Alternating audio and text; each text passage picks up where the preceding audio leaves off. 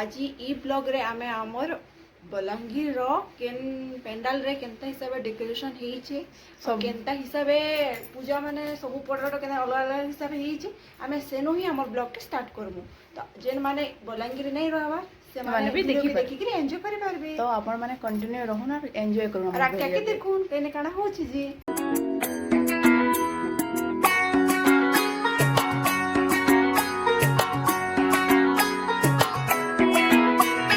ঢাক বাজা কাসর বাজা উলু দে আর শাখ বাজা বছর পরে আবার এলো মাঝে